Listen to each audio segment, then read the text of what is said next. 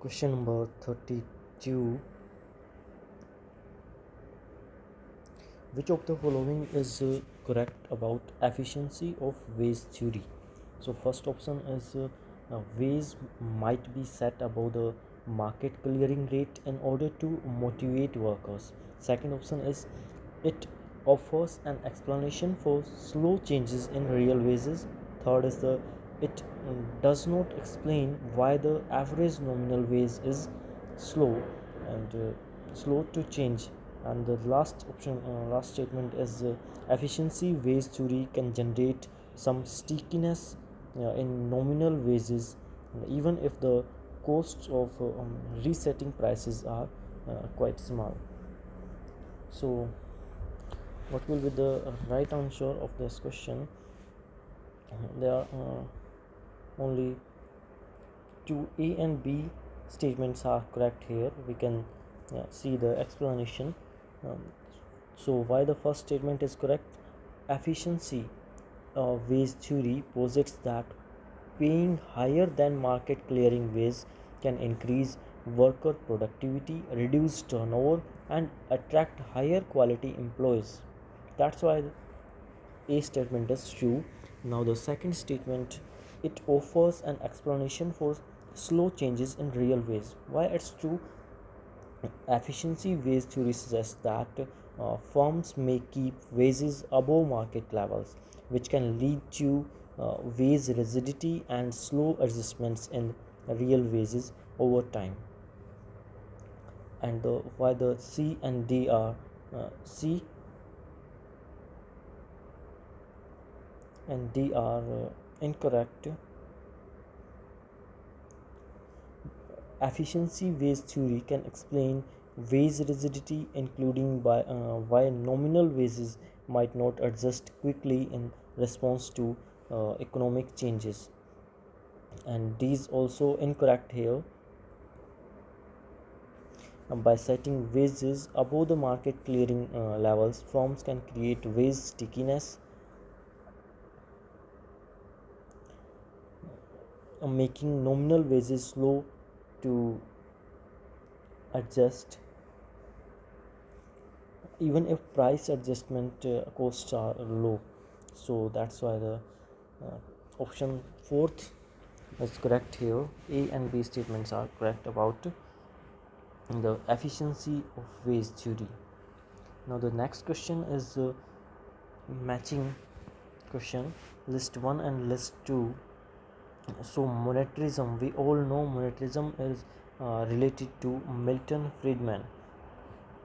So what is monetarism? Monetarism, Milton Friedman became a prominent advocate of monetarism in 1950s and 1960s with significant works such as a monetary history of the United States published in 1963.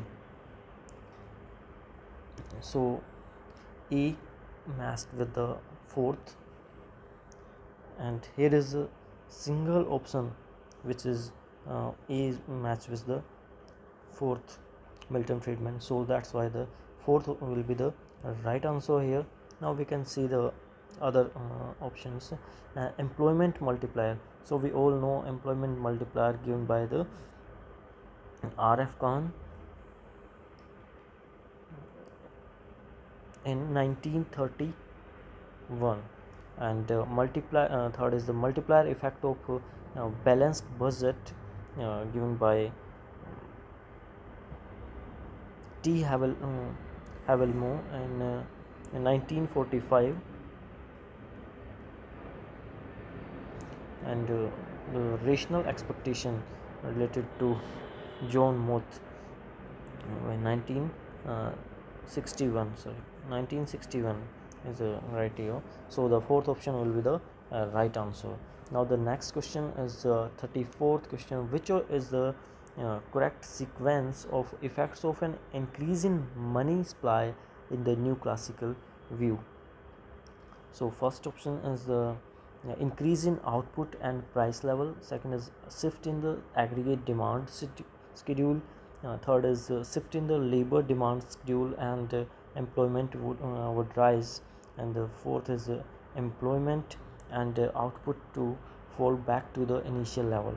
And fifth is the due to the increase in expected money supply, the aggregate supply schedule and labor supply schedule would shift to the left. So the correct sequence is B, A, C, E, D here. Third option is the right sequence, shows the right sequence here. How it so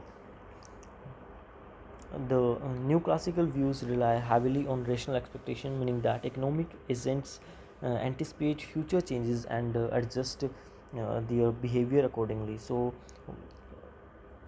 first will be the B. Why initially an increase in the money supply shifts the aggregate demand curve to the right, because there is more money in the economy to spend on goods and services. Second will be the A statement, increase in output and price levels. So this shift in aggregate demand leads to a temporary increase in both output and the price level. Then after A, C will be the right one.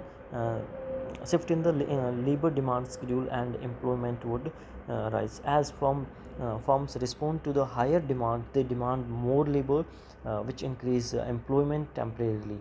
And after that, E, uh, due to increase in expected money supply, the aggregate supply schedule and labor supply schedule would shift to the left. Over time, as workers and firms adjust their expectations about the increased money supply, expecting higher future inflation, the aggregate supply and labor supply schedule shift to the left. And last one is the D, employment and output to fall back to the initial level. Ultimately, these adjustments result in employment and output falling back uh, to their initial level as the economy returns to its natural level of output with the higher price level. So third one will be the right answer. Now the next question is which of the following statement is not correct regarding efficiency wage hypothesis? So high wages increase efficiency and productivity of workers, and it's correct, and it's correct, but question is asking about not correct. It is the interest of firms to set the real wage above the market clearing level. It's also correct. And turnover, third one is the turnover cost theory does not relate to efficiency wage theory. So this one will be the incorrect statement, and the second option will be the right answer here for this question. We can see here the explanation. Each statement is correct. One of the core principles of the efficiency wage hypothesis is that paying workers higher wages can lead to increased productivity and efficiency due to better morale, lower turnover, and more effort from employees. And second statement is also correct. According to the efficiency wage hypothesis, it can be beneficial for firms to pay wages above the market clearing level to reduce turnover, attract higher quality employees, and increase overall productivity. And why the third statement is incorrect or wrong here? Turnover cost theory is directly related to efficiency wage theories. Wages can reduce employee turnover, which in turn lowers the cost associated with hiring and training new employees. This is a key part of the efficiency wage hypothesis. So uh, C will be the incorrect statement here. Now the next question 36, which is incorrect in new Keynesian model. So first option, most new Keynesian models rely on perfect competition.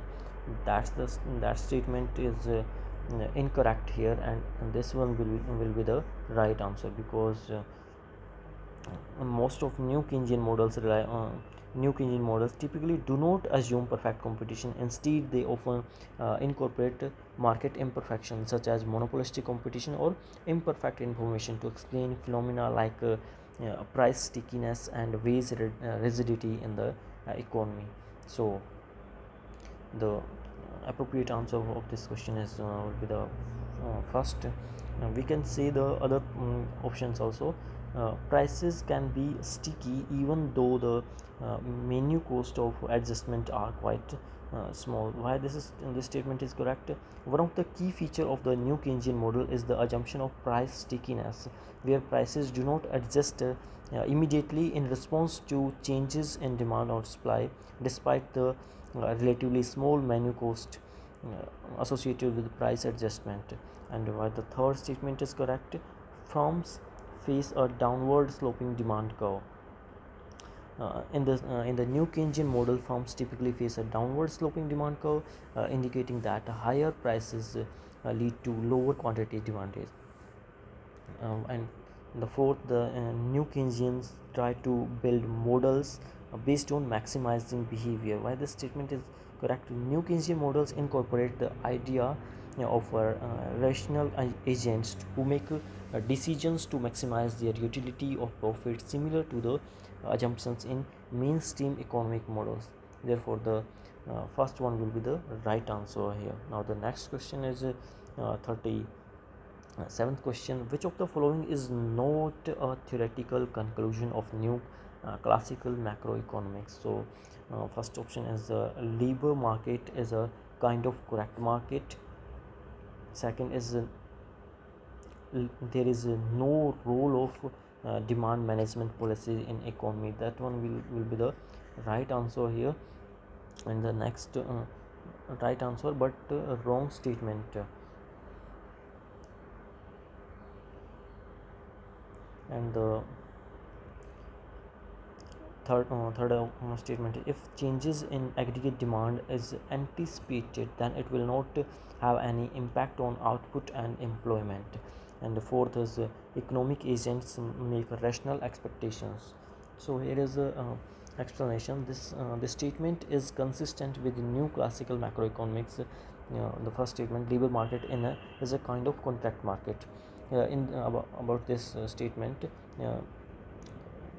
the statement is consistent with the new classical macroeconomics. In this new classical view, labor markets are often seen as markets where contracts are formed between employers and employees based on rational decision making and information. Why second statement is incorrect?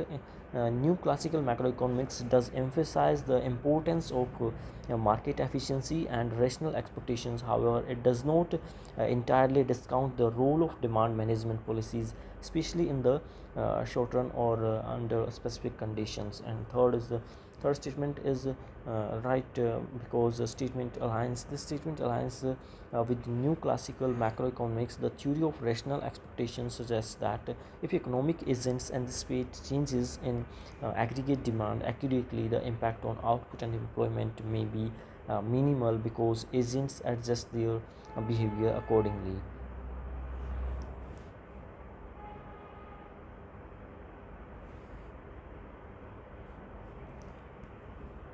And about the fourth statement, because of lack of space here, that's why I didn't mention.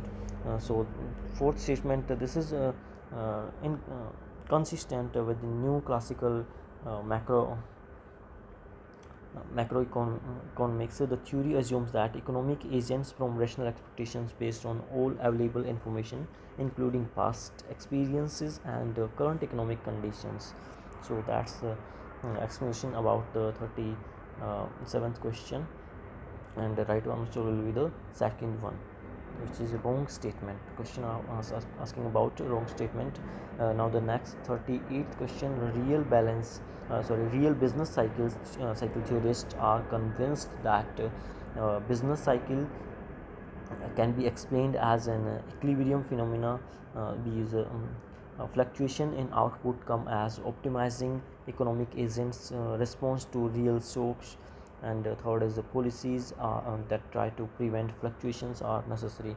So A and B statements are correct here, and C is the incorrect. So option second will be the right answer. So statement A, business cycles can be explained as an equilibrium phenomena. uh, a real business cycles theorists believe that business cycles are part of the natural equilibrium of the economy. They argue that fluctuations in output and employment are driven by real shocks such as changes in technology or productivity, and these fluctuations are considered as part of the efficient functioning of the market. So the next fluctuation in output come as optimizing economic agents respond to real shocks.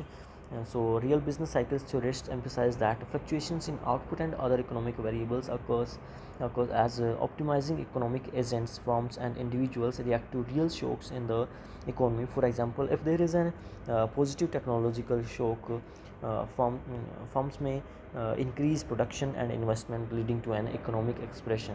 And why the third statement is incorrect: policies that try to prevent fluctuations are necessary. uh,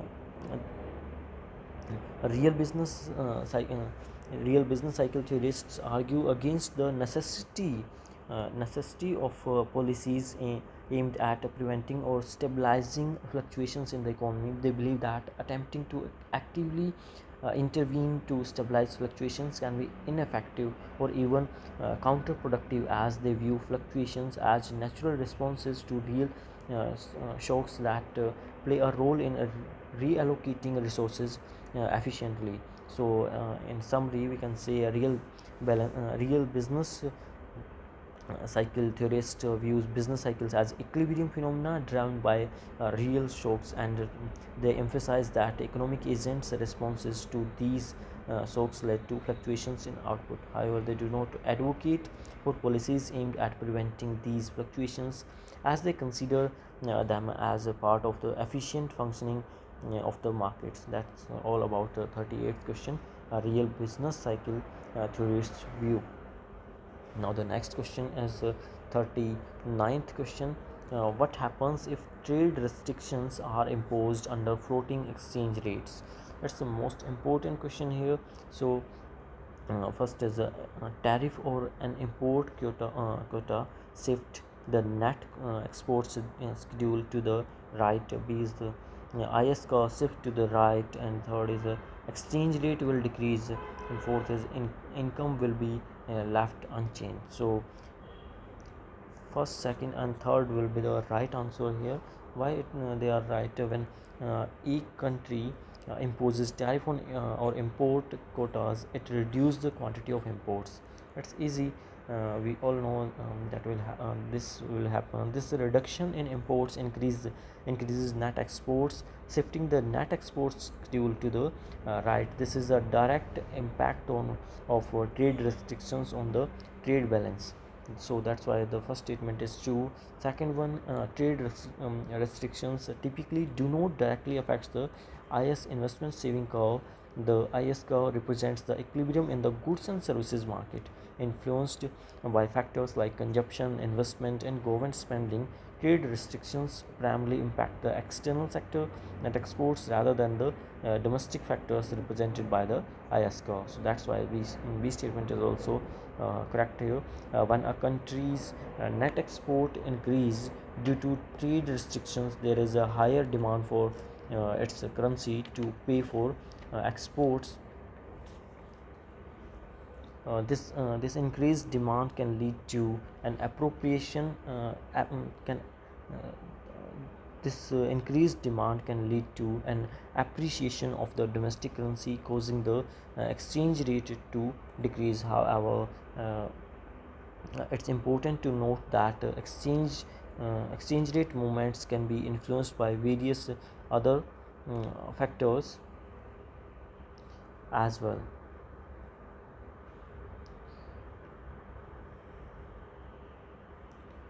So it was about 39th question, and fourth will be the right answer here. Now the next question is 40th question regarding growth, distribution trade-offs. According to Lewis, which of the statement is correct here? So each statement: growth of Growth of an enclave can enrich the traditional sector in a number of ways.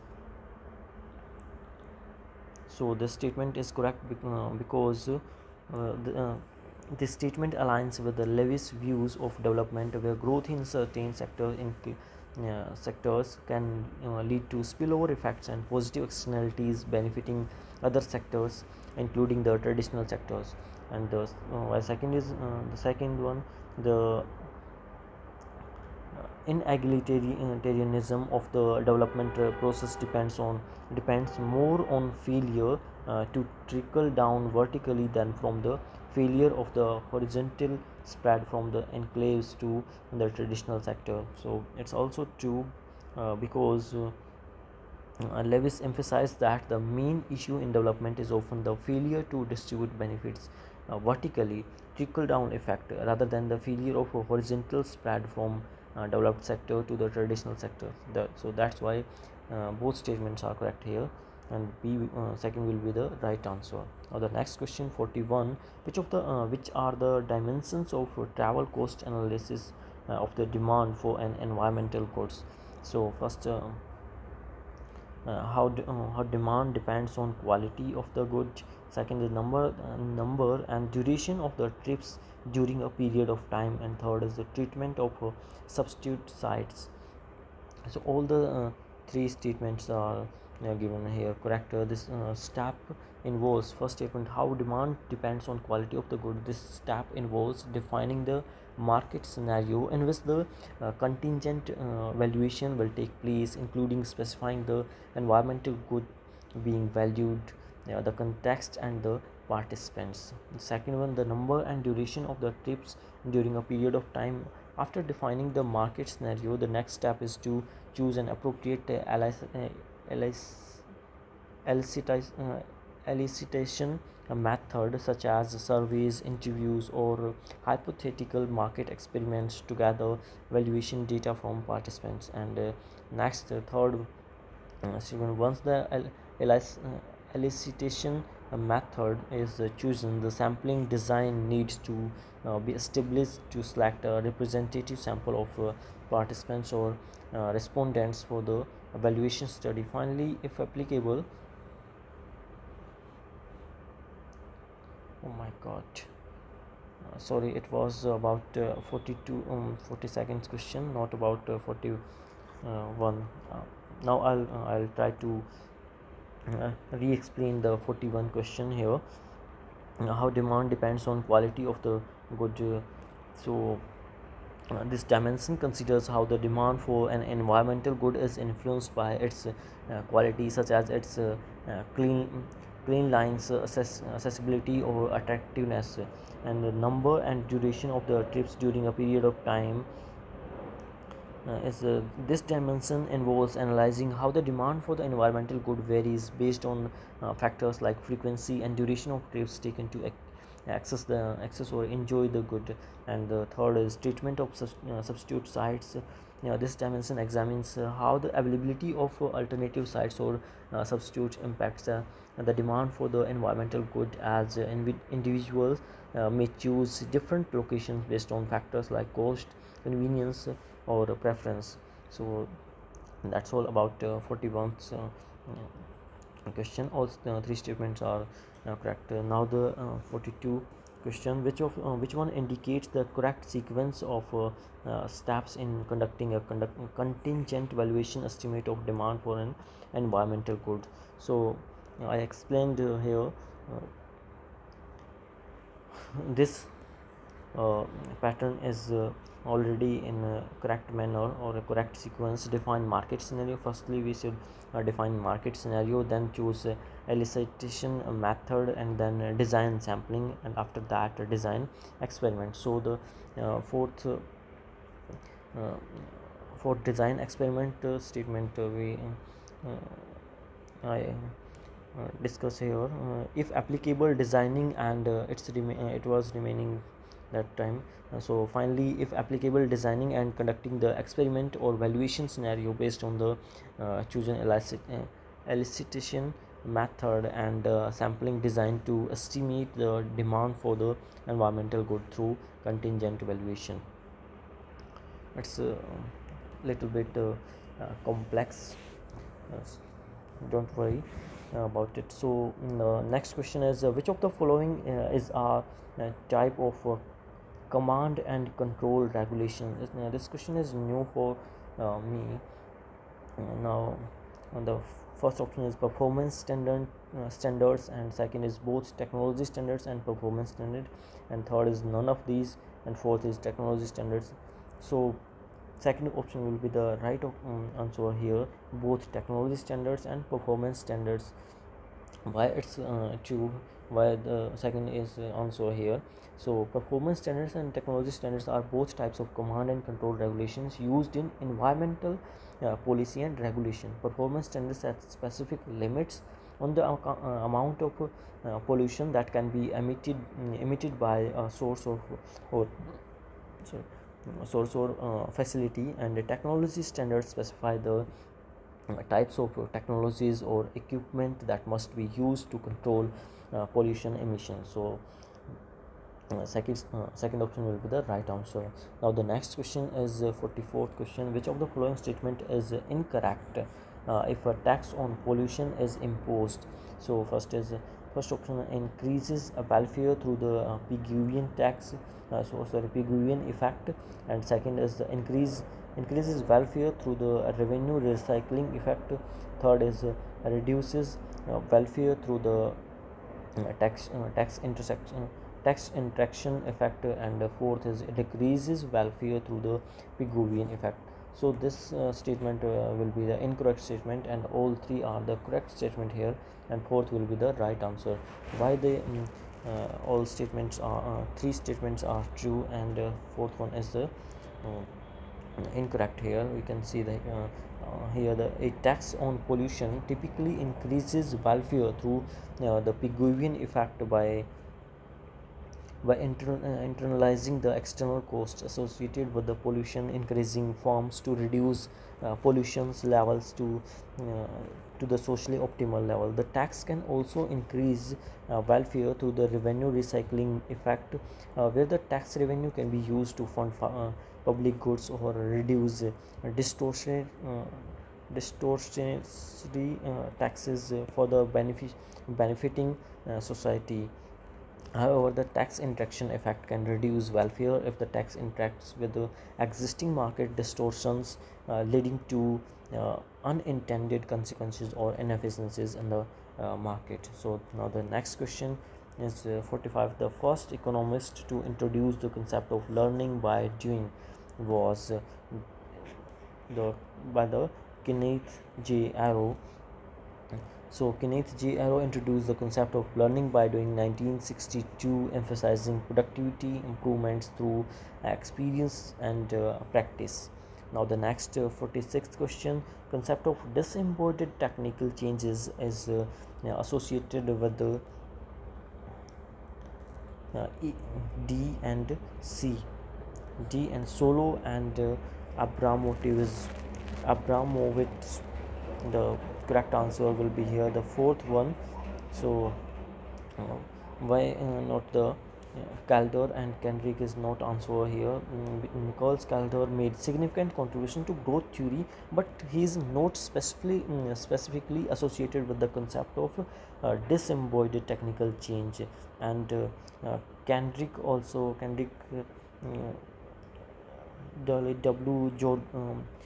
D.W. Jorgensen and Edward F. Denison are known for their work on total factor productivity and growth accounting, but Kendrick is not specifically associated with the concept of a disembodied technical change. But Solo and Abramovich was associated with this concept, disembodied technical change. Abramovich contributed to understanding the role of technological change in economic growth, but he is not specifically associated with the concept of disembodied changes. So, and therefore, the correct answer will be the D and C, because Robert Solow introduced the concept of disembodied technical change in his growth model, and Abramovich also contributed to understanding the technological change in growth, although not specifically tied to the concept of disembodied technical change, but he uh, did some work about the role of contributed to understanding technological change in growth. That's why the D and C will be the right answer here, right option, and fourth will be the right option. And now the next 47th question, which of the following is correct about sustainable development goals? So it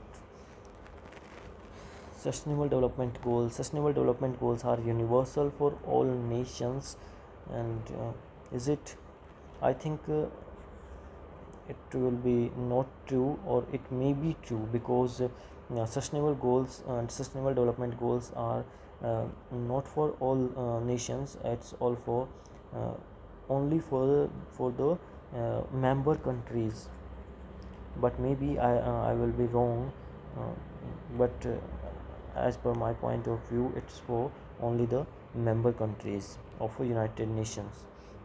And now the next B statement, United Nations adopted these goals through the document titled Transforming Our World, the 2030 Agenda for Sustainable Development. The statement is true, and the third statement is the Sustainable Development Goals are legally binding for all nations. So, which one is the correct statement here? So I'm not sure about this question answer of this question, because I'm not sure about this statement, and about second, and about C, B and C. B is the correct, accurate, proper 100%. I'm sure that this is the accurate statement. And about the third statement, the sustainable development goals are legally binding for all nations, is not correct statement. So maybe this will be the third one will be the answer here, because we can see here the statement. This statement, first statement, is correct according, when I search on it on net, then it gives this answer. But I think it's not for all nations, it's for only the member countries. So we should go for the about the net content. That's why I written here this the first statement is correct, in the sense that the SDGs are intended to apply universally to all nations, including both developed and developing countries. They provide a global framework for addressing various challenges, irrespective of a country's development status. And the second statement is correct. The SDGs were adopted by United Nations, so the document transforming our world, the 2030 agenda for sustainable development in 2015. And the third statement, this statement is incorrect, because the SDGs are not legally binding. They serve as a global framework for sustainable development, but they do not impose legal obligation on the countries. Now the next question will be the 48th question. uh, Consider the following statements regarding sustainable development goals. So SDGs contains 17 goals and 180 targets, so it's wrong, it contains only 169 targets. So that's why the statement A will be the wrong here, because of the 180 target. It will be the correct targets are the 169. So the second statement, SDGs were adopted at New York in September 2015. It's the correct statement here. SDGs were adopted at New York in 2000 September 2015. So answer will be the third one here. Only B is correct. Now the next question is 49th question. Now, what is the India's rank in a recently released climate change performance index? So it was 7th. Here is the explanation. India's ranked 7th in the Climate Change Performance Index (CCPI). You should know about you should aware about the this full form of CCPI, Climate Change Performance Index, because it can be asked in any exams. Uh, so this in the 2022 24, and the data used by the CCPI of 2023 year. So this represents an improvement from the 8th position in the previous year. The CCPI evaluates countries based on their climate policies, greenhouse gas emissions, and energy use and renewable energy adoption. India is noted for its relatively lower per capita emissions and significant efforts toward renewable energy and climate policy, although it still heavily relies on coal, oil, and gas for its energy needs. So now the next question: following which of the following is true about eurozone crisis? So it's very important question from Indian economy. You should aware about it. The first statement is this crisis started with Greece but spread rapidly to Ireland, Portugal, and Spain, and subsequently Italy. So this statement is correct because the crisis originated in Greece and quickly affected other eurozone countries like Ireland, Portugal, Spain, and Italy. So that's why statement A is correct here. Now the second, the eurozone economy suffered a major sovereign debt crisis in 2010. So the second statement is also correct. The sovereign debt crisis is in the eurozone becomes particularly pronounced in 2010. And the third statement, to resolve it in May 2010, the European finance ministers agreed on a rescue package worth 750 billion to ensure financial stability. So this statement is also correct here because in May 2010 a rescue package of 750 billion euros was agreed upon by European finance minister to stabilize the eurozone. And the fourth one, Brexit made it very severe in 2011 as incorrect statement because Brexit, the UK's decision to leave the European Union, was not factor in the eurozone crisis in 2011. Brexit occurred much later with the referendum held in 2016 and the official exit in 2020. So the right answer will be the ABC, and this statement is wrong here. Now the next question, 51, which of the following is not related to India's National Action Plan for Climate Change, NAPCC, National Action Plan for Climate Change, given by Ministry of Environment, Forest and Climate Change? So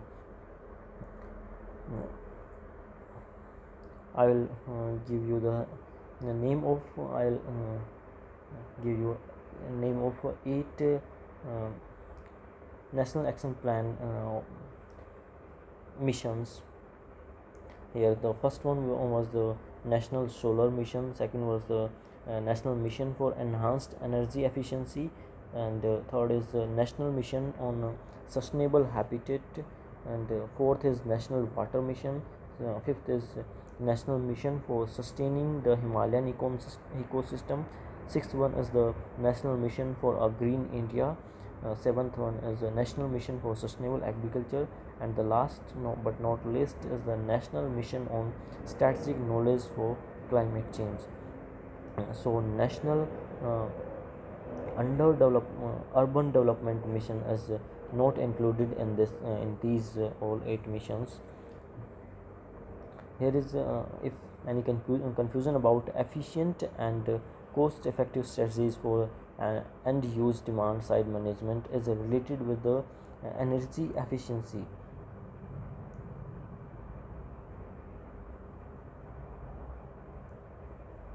National Mission for Enhanced Energy Efficiency. This this objective is related with this, and the third second uh, national action plan mission.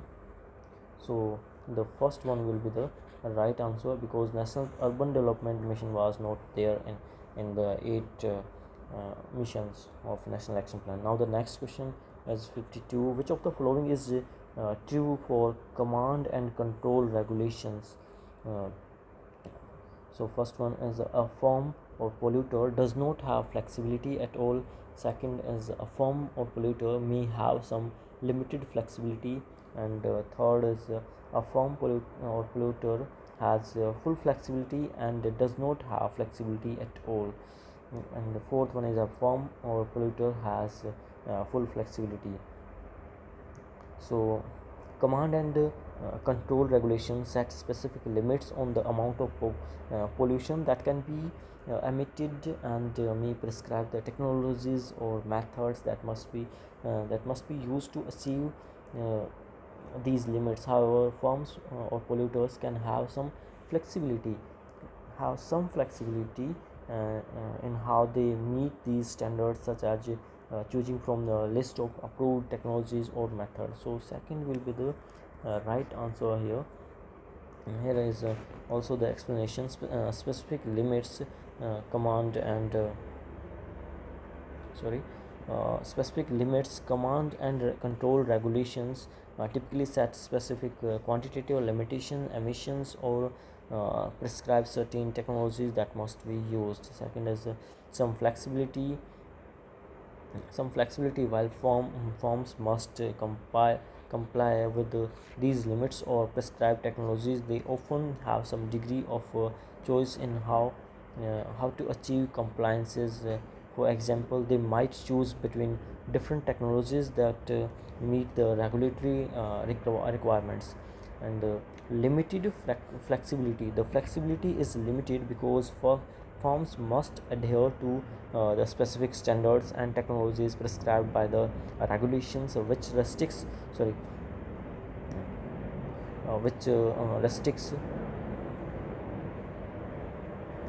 their ability to innovate to find more cost effective solutions independently. So now the next question is 53rd. In the context of regulation of environmental pollution, which one of the following is an economic incentive? Marketable permits. Second is the liability. So first one will be the incentive for the economic incentive for regulation of environmental pollution. So marketable permits. So A will be the only correct answer here, not the liability. Here is a little bit explanation I discussed with you. Marketable permits, also known as tradable permits or cap and trade systems, are a form of economic incentives. They all allow firms to buy and sell permits to emit a certain amount of pollution. This creates a financial incentive for firms to reduce emissions. Firms that can reduce emissions at a lower cost can sell their excess permits to other firms. This system encourages overall cost effective reductions in pollution. Why the second liability is wrong here? Liability is in the context of environmental regulation generally refers to holding firms legally responsible for the pollution they cause.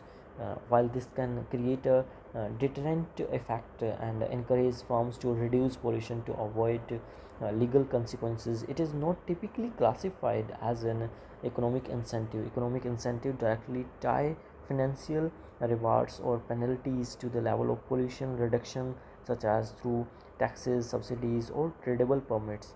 Therefore, marketable permits are considered as an economic incentive, while liabilities is a legal mechanism rather than an economic incentive. So the next question, 54, the mechanism in which a firm achieves emission levels below an established standard and is allowed to save pollution permits for future sale or use is called banking will be the right answer here. And I will explain all the fourth all the four options. So start with the netting. What is netting? Netting usually refers to offsetting emissions from one source within a company or entity against reductions achieved elsewhere within that same entity. It's a way of managing emissions internally. I repeat again, I'm repeating again, it's a way of managing emissions internally. Now, the second, offset. An offset is a reduction in emissions of greenhouse gases or other pollutants made to compensate for emissions and made elsewhere. This is often used in the context of emissions trading system, where companies can purchase offsets to meet their emissions targets.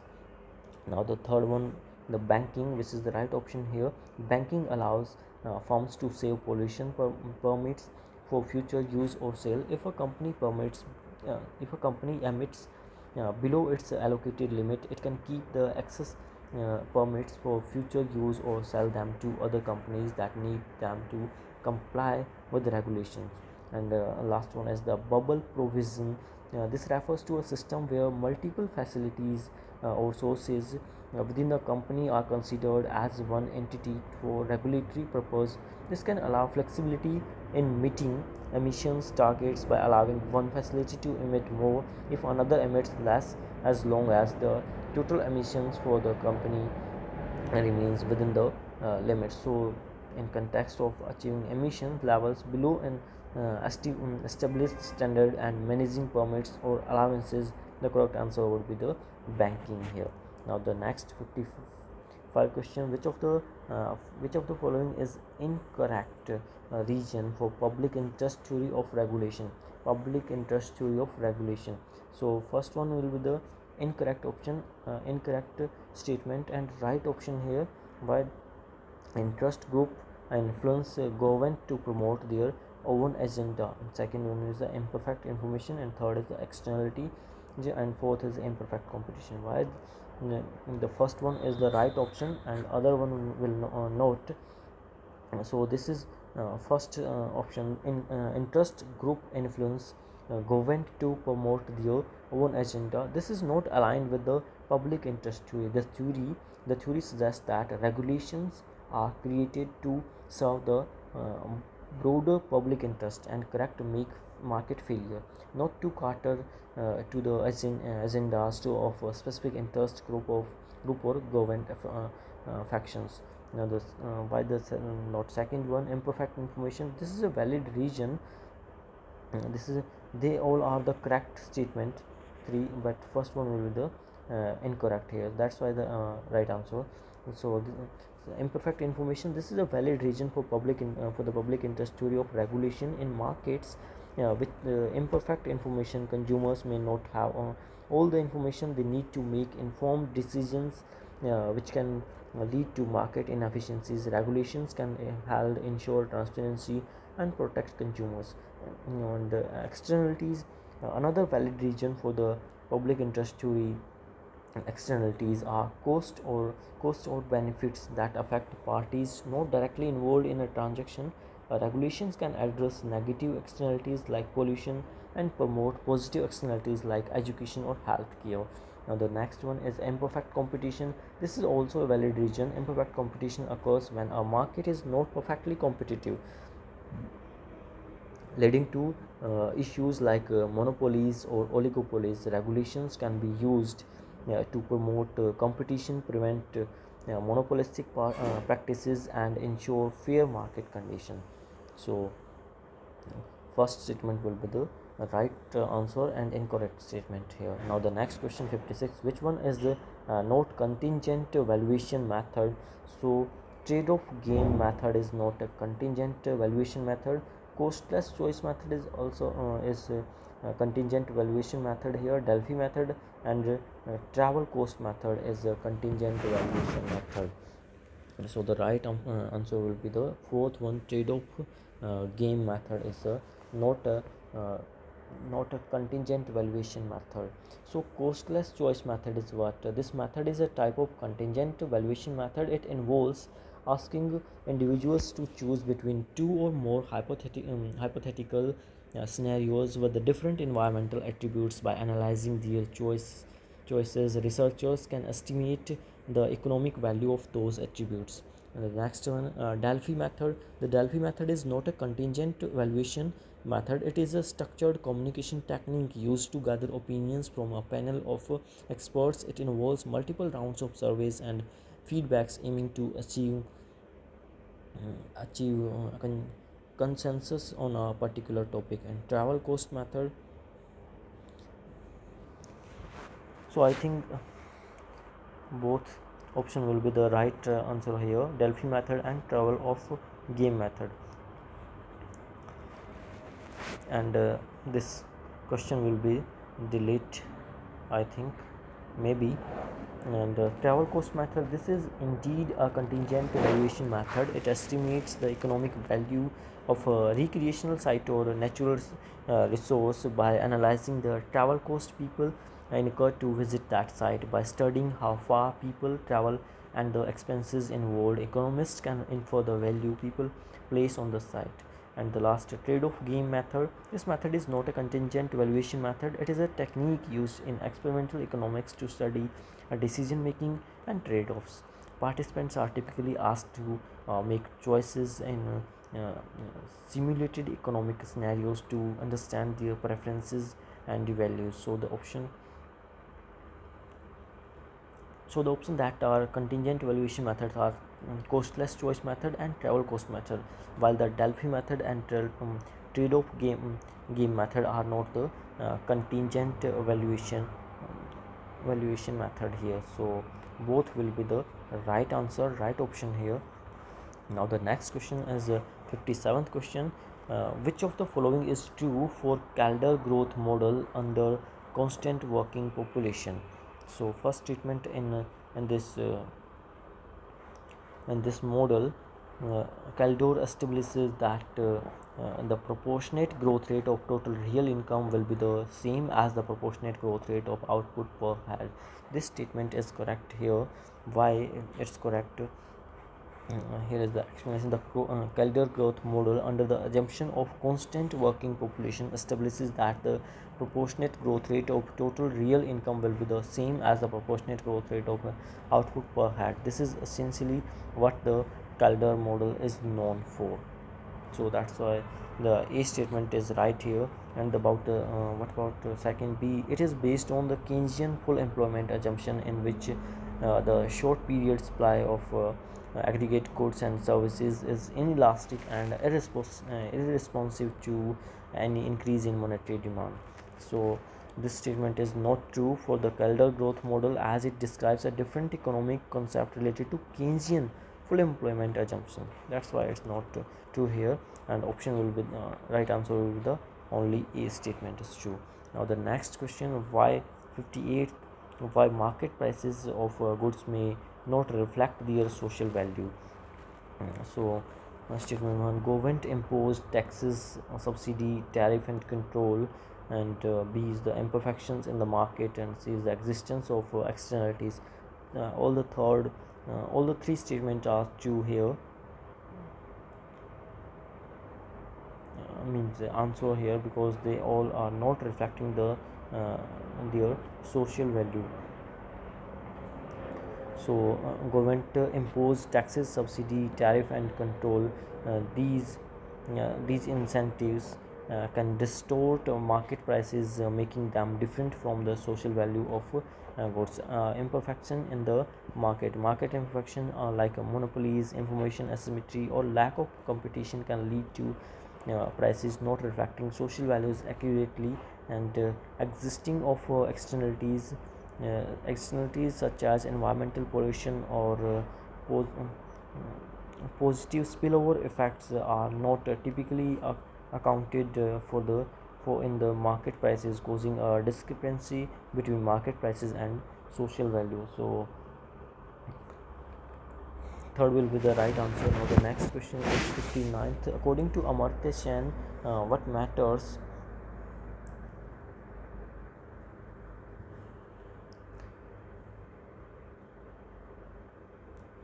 what matters fundamentally in case of measuring poverty.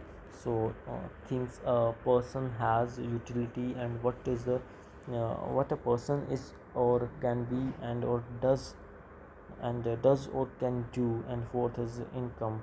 So third will be the right option here, what a person is or can be and does or can do.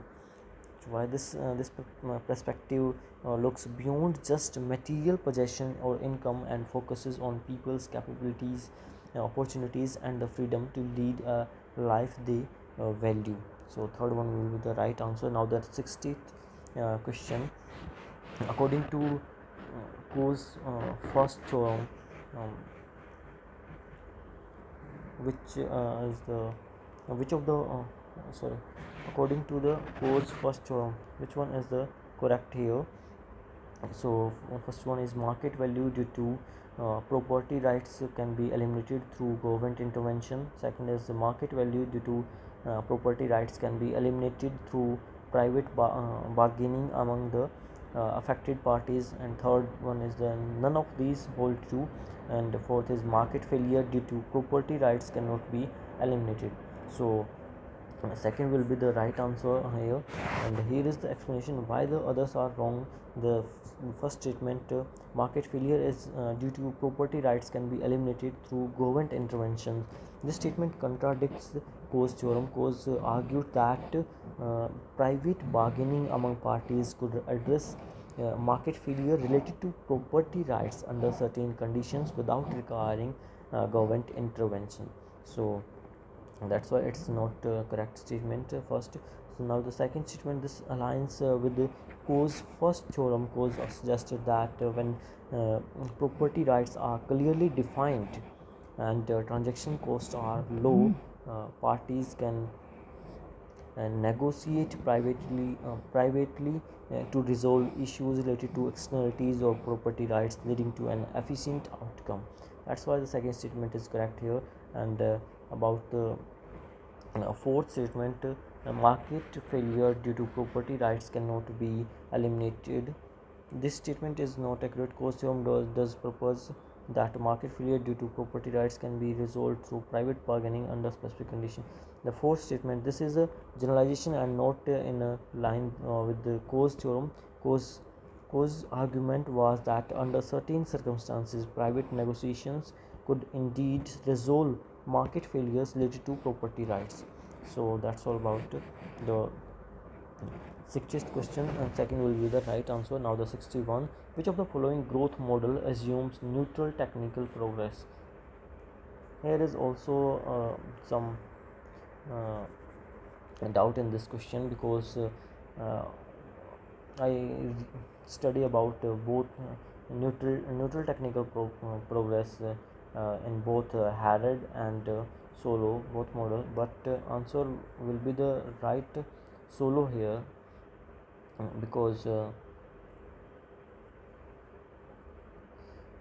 solo growth model does indeed focus on labor augmenting technical progress, where technological advancement primarily enhance the productivity of labor. This means that in the solo model, technical progress is neutral with respect to labor, as it benefits all workers equally. This is often referred to as a labor augmenting neutrality.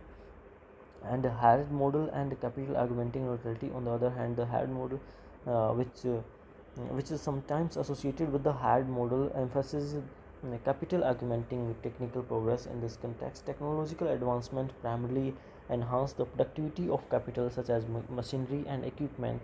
This means that technical progress is neutral with respect to capital, benefiting all capital equally. This is often referred to as capital augmenting neutrality. So the given these explanation, both options first and second could be considered valid depending on the specific context and focus on the technical progress. However, in the general sense, the solo model is more closely associated. I'm saying that in the general sense, the solo model is more closely associated with labor augmenting neutrality, while the Harrod model and Harrod model while the Harrod model is associated Our Harrod-Domer model is associated with capital augmenting neutrality. If the question specifically asks about the technical progress that benefits labor equally, option will be the one would be the right answer, but it's asking about the neutral technical progress. So we should go for the with the second option, not with the first. If question asking about the uh, about the technical progress that benefits labor equally, then we go with the solo. Now question asking about normally the neutral technical progress. So growth model assume that neutral technical progress, so we should go with the both Harrod model and solo model. Maybe I will be wrong here, so don't mind. Now the next question is 62. Which one is incorrect in case of Pigovian fee? So first statement is marginal cost of pollution control will be equated across all polluters. This statement is right here because under a Pigouvian fee, each firm will continue to reduce pollution until the marginal cost of pollution control equals the Pigouvian fee. This ensures that the marginal cost of pollution control are equalized across all firms, leading to an efficient allocation of pollution control efforts. Second statement is those with high pollution control cost will control relatively more than firms with the lower pollution control cost. This statement is incorrect here, and this will be the right answer mm, because firms with high pollution control cost will control less pollution and pay the Pigouvian fee instead, while firms with lower pollution control cost will control more pollution to avoid paying the fee. The fee incentivized firms to control pollution up to the point where their marginal cost equals the fee, leading firms with lower controls cost to do more of the controlling. So now the next statement, firms with a different pollution control cost receive the correct signals regarding how much pollution to generate. And this statement is also correct.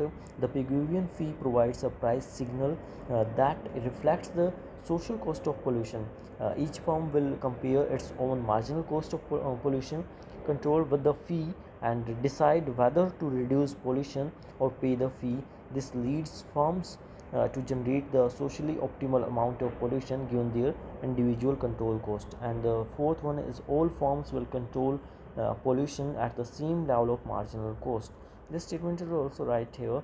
The Pigouvian fee leads firms to reduce pollution until their marginal cost of pollution control equals the fee. Since the fee is the same for all firms will end up controlling pollution at the same marginal cost level, although the total amount of pollution controlled may differ between firms depending on their individual costs. So that's all about the 62th question. And now the next question is 63rd. When price of a commodity changes due to the action of others is known as pecuniary externality. Will be the right answer here. We will discuss all the options here. The first one, the production externality. This type of externality occurs when the production activities of a firm directly affect the production capabilities, costs, or benefits of other firms or individuals. Production externalities can be positive or negative. For example, pollution from a factory uh, affecting nearby agriculture production in a negative production externality. Alternatively, beekeepers bee pollinating a nearby farmers crops in a positive production externality. So now the next pecuniary externality. Pecuniary externalities arises when the actions of individuals or firms affect market prices, which in turn impact others. These externalities operate through price changes rather than through the direct physical or utility effects. For example, a large large number of people decided to buy decided to buy electric cars, the increased demand might raise the price of electric cars, and lithium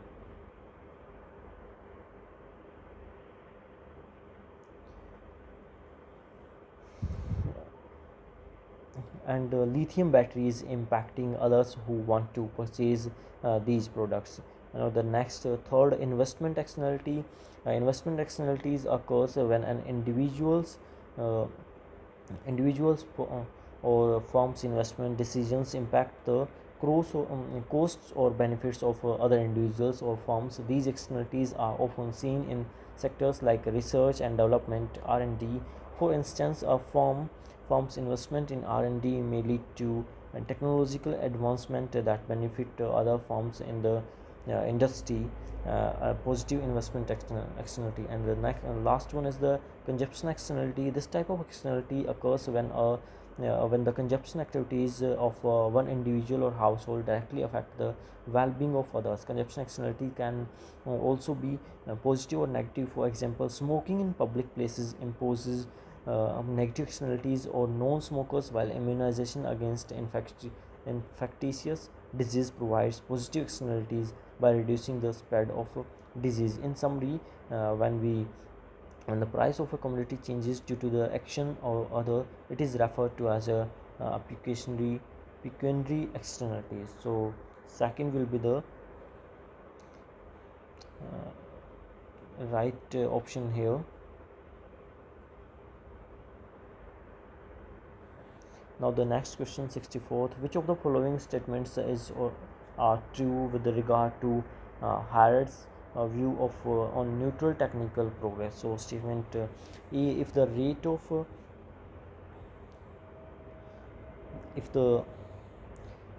profit remains unchanged, if the rate of profits remains unchanged and the capital output ratio increases, the technical progress would be labor saving.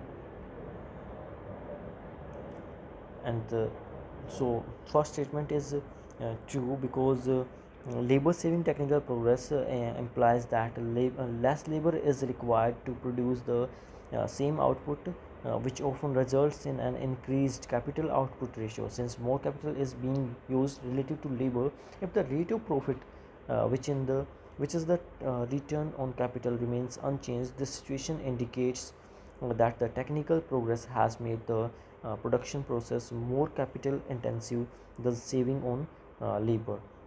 Now the second statement, it alters the technical progress. The capital output ratio remains constant while the rate of profit uh, increases. The technical progress would be capital saving. So this statement is also true because capital saving technical progress means that less capital is required to produce the same output. If the capital output ratio remains constant but the rate of profit increases, it implies that the efficiency of capital uses has improved, allowing for higher profits without increasing the amount of capital per unit of output. This can be interpreted as a capital saving technical progress. So both statements are correct here, and second will be the right answer. Now the 65 question, which of the following is 65th question, which of the following is not correct about disembodied technical change? So first option is that disembodied technical progress can cause a shift in the production function while the factors inputs remains the same. This statement is correct because disembodied technical progress refers to improvements in technology that allow for increased output without changing the quantity or quality of factor inputs. It can lead to a shift in the production function, meaning that more output can be produced with the same input due to technological advancement. So this statement is correct, and the question is asking about the not correct statement. And output second statement, output will increase without improvement in the productivity of all the factors. This statement is totally wrong because disembodied technical change does lead to increased output, but it does so by improving the overall productivity of factors, not necessarily all factors individually.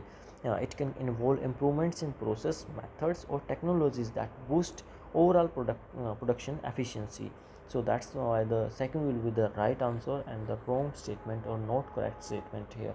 Now the next third statement, all units of capital stocks are assumed as identical. This statement is also correct here. uh, um, Disembodied technical change often assume that the capital is homogeneous, meaning that all units of capital are considered equal in terms of their contribution of production. This simplification allows for easier analysis of the effects of technological improvements. And the last statement is, in this technical change, we obtain more output from the unchanged inputs of two factors. So this statement is also correct because a disembodied technical change allow for increased output from the same level of factor inputs, which could include labor and capital. It means that the production process becomes more efficient due to technological advancement, leading to higher productivity and output levels. So in summary, we can say first, third and fourth are the generally correct in describing disembodied technical change, but the second statement is not describing the disembodied technical change. So that's why second will be the right answer.